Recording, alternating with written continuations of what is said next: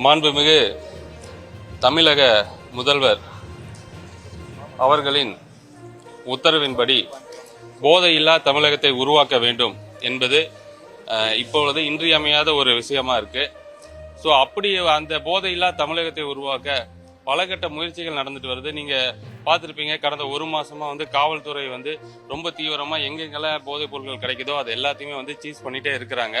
So அதன்படி பார்த்தீங்க அப்படின்னா இந்த 10/5/2026 இருந்து 20/7/2026 வரைக்கும் கிட்டத்தட்ட தமிழ்நாட்டில் 2892 கேஸ் ரெஜிஸ்டர் பண்ணியிருக்கோம். அதில் 3845 அக்யூஸ்டை அரெஸ்ட் பண்ணியிருக்கோம். கஞ்சா மட்டும் 3579 கிலோ சீஸ் பண்ணியிருக்கோம். அதர் ட்ரக்ஸ் 27 கிலோ சீஸ் பண்ணியிருக்கோம். டேப்லெட் 1,02,379 டேப்லெட்டை சீஸ் பண்ணியிருக்கோம். ஸோ இதில் பார்த்தீங்கன்னா அந்த அதர் நார்காட்டிக் ட்ரக்ஸில் பார்த்தீங்கன்னா ஹெராயின், மெத்தபெட்டமின், கொக்கைனு, MDMA, LSD, கஞ்சா சாக்லேட், இந்த மாதிரி பல பொருட்களை சீஸ் பண்ணியிருக்கோம். ஸோ அரசு எந்த விதத்துலையும் காம்ப்ரமைஸ் பண்ணாமல் நம்ம தமிழ்நாடு ஒரு போதையில்லா தமிழ்நாடாக உருவாகணும். இங்கே இருக்கக்கூடிய மாணவர்கள், எதிர்கால தலைமுறை இந்த தடை செய்யப்பட்ட போதைப் பொருட்களாகட்டும், எந்த விதமான போதைப் பொருட்களாகட்டும் அதில் அடிமையாகாமல் அடுத்த தலைமுறை ஒரு ஆரோக்கியமான தலைமுறையை உருவாக்கணுங்கிறது மாண்புமிகு முதல்வருடைய நோக்கம். அதன்படி இன்னைக்கு கோயம்புத்தூர்ல போதையில்லா கோவை திட்டத்தின் கீழே இன்னைக்கு 2ஆம் ஒரு ரிவ்யூ நடந்துச்சு. வெற்றிகரமாக கோயம்புத்தூர்ல கடந்த ஒரு மாதமா பல இடங்கள்ல போதைப் பொருட்களை சிறப்பா தீவிரமா பணியாற்றி காவல்துறை சீஸ் பண்ணியிருக்காங்க. நிறைய பேர் அரெஸ்ட் பண்ணியிருக்காங்க. பல செய்திகள், ஊடகங்கள் செய்திகள் வாயிலாக நம்ம பார்த்துருக்கோம். ஸோ மீண்டும் தொடர்ந்து இந்த போதைப் பொருட்களை ஒழிக்கிறதுல அரசு உறுதியா இருக்குங்கிறத தெரிவிச்சுக்கிறோம்.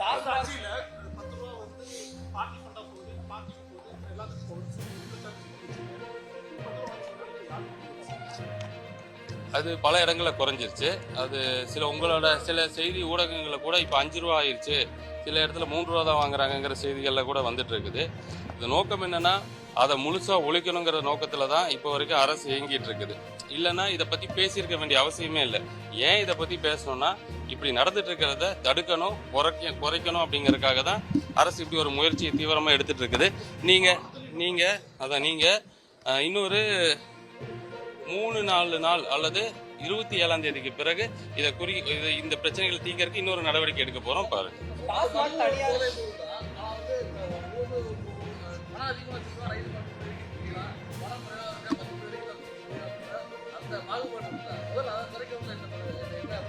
என்னன்னா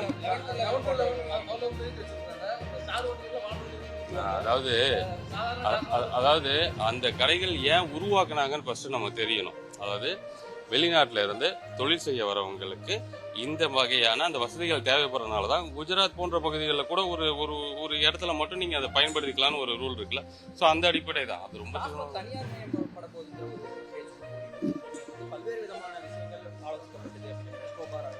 அதை தாண்டி பிரைவேட்டுக்கு கொடுக்கலாமா அப்படிங்கிற பல்வேறு விதமான கோணங்கள்ல யோசிச்சோம் அப்படிங்கிற ஒரு விஷயம் பேசுபொருளா இருக்கு. தனியார் மயமாக்கப்படுவதற்கான வாய்ப்புகள் அதாவது எண்ணம் என்ன அப்படின்னா, இப்ப இருக்க டாஸ்மாக் கடைகள் நீங்க எல்லாம் போய் பாப்பீங்க, உள்ள ஃபுல்லா ஸ்டிக்கரா ஒட்டி இருப்பாங்க. அங்க நான் இதுக்கு முன்னாடி கூட சொன்ன கால கூட ஒரு 100 கை உள்ள இருக்கும். அதை வாங்குறதுக்கு அவ்வளவு சண்டை போட்டுட்டு இருப்பாங்க. முன்னாடி பார்த்தா அங்க நிக்கிற கூட இடம் இருக்காது. அதே நடைமுறை தொடரணுமா? அப்படி தொடர்ந்தா அது நல்லதா? நீங்களே யோசிச்சு பாருங்க. நம்மளை பாக்குற மற்றவங்க என்ன நினைப்பாங்க? இந்த துறையில மட்டும் நம்மளை ரொம்ப மோசமா நினைக்கிறாங்க. ஸோ இதை சரியா மாத்தறதுக்கு என்னென்ன முயற்சிகள் பண்ணோமோ அந்த முயற்சிகள்ல ஒரு கலந்துரையாடல் தான் இது. அதுல நான் சொன்ன மாதிரி அந்த ஒரு வார்த்தைகள் மட்டும் வெளியே வந்துருச்சு. இப்போ தனியார் மயமாக்களும் வெளியே வந்துட்டு இருக்குன்னு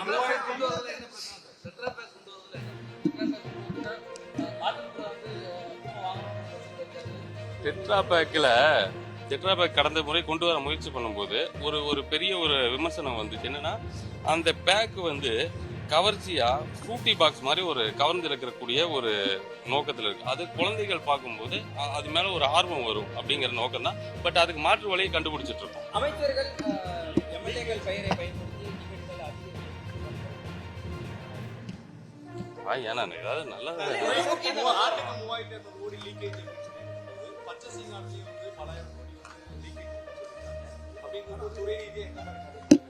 நீங்க அதான் இப்போ பாத்தீங்கன்னா இந்த இன்டென்ட் எல்லாமே எல்லாருக்கும் சரிசமமாக கொடுக்கறதுக்காக அந்த திட்டத்தை கையில் எடுத்திருக்கோம். அரசோட நோக்கம் வந்து அந்த 2 பேர் 3 பேர்கிட்ட மட்டும் இந்த மொத்த துறையும் இருக்கணுங்கிறது இல்லை. இது வந்து பரவலாக்கப்படணும். ஜனநாயக ஆட்சி நடக்கும்போது எல்லாமே ஜனநாயக முறையில் பகிர்ந்தளிக்கப்படணுங்கிற நோக்கத்தில் இருக்கு.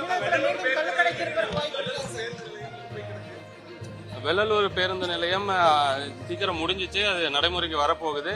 அதே மாதிரி குப்பை கிடங்கும் வந்து அடுத்த வருஷத்துக்குள்ள அந்த தீர்க்க போறோம்.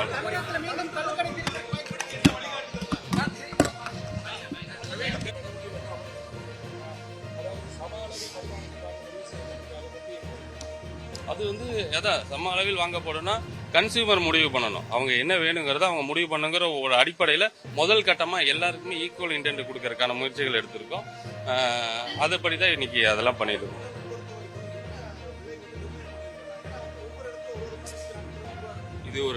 இதை பத்தி நான் நிறைய சொல்லணும். ஏன்னா கடந்த ஆட்சியில பண்ணின அந்த இது வந்து நான் எப்படி பார்ட்டி ஃபண்டுன்னு வந்துச்சோ அந்த மாதிரி இந்த ஃபண்டுன்னு ஒன்று வெளியே வரும். வெயிட் பண்ணுங்க, அதை நிறைய சொல்றேன் அதை பத்தி.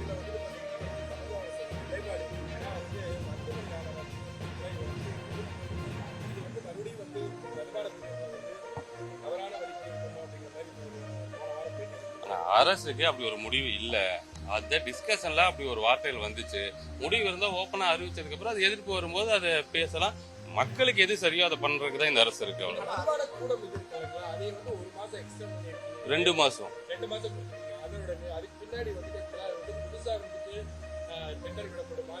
டெண்டர் விடப்படும். அதுக்கான நடைமுறைகள் எல்லாம் செஞ்சுட்டு இருக்கோம்.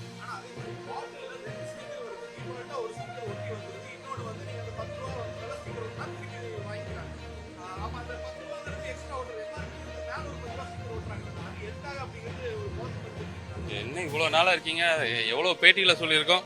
அந்த 10 ரூபாங்கிறது என்னன்னா ஒரு கோர்ட்டோட ஆர்டர். எப்படியாவது நீங்க பாட்டில வந்து திருப்பி வாங்கிடணும். அது வந்து ஒரு ஸ்டிக்கர் இது தெரியாது பாருங்களேன். ஒரு ஸ்டிக்கரை வந்து QR கோட்ல ஸ்கேன் பண்ணீங்கன்னா அது எங்க உற்பத்தியாச்சு, எந்த டிப்போல இருந்துச்சு, எப்போ கடைக்கு வந்துச்சு அப்படிங்கிற டீட்டெயிலாம் சொல்லும். அது வந்து சொல்லும் ஒண்ணு. இன்னொன்னு பாத்தீங்கன்னா 10 ரூபாய் எக்ஸ்ட்ரா டெபாசிட்னு ஒரு ஸ்டிக்கர் இருக்கும். அந்த ஸ்டிக்கர் என்னன்னா பாட்டில நீ அது வாங்கும்போது ஒரு 10 ரூபா சேர்த்து கொடுக்கணும். அந்த பாட்டில திருப்பி கொடுக்கும்போது அந்த 10 ரூபா நீங்க ரிட்டர்ன் வாங்கிக்கலாம். எதுக்குன்னா இந்த என்விரான்மெண்ட்டுக்காக அந்த பாட்டில வந்து காட்டுலயோ ரோட்டுலயோ போட்டுட்டு போக கூடாது. மிருகங்களுக்கோ மனிதர்களுக்கோ அது பாதிப்படையக்கூடாது அப்படிங்கிறது போதும்னா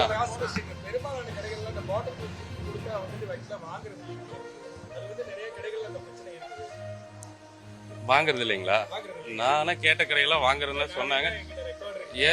ஏதோ ஒரு கடை சொன்னா என்னன்னா தப்பு இருக்கா, கடையை சொல்லுங்க, யாருன்னு பார்க்கலாம், நடவடிக்கை எடுக்கலாம்.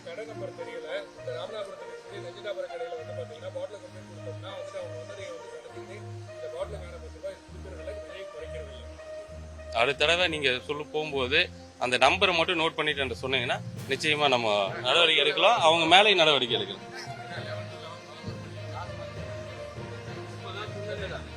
என்ன காரணம் சொன்னேன். சரி.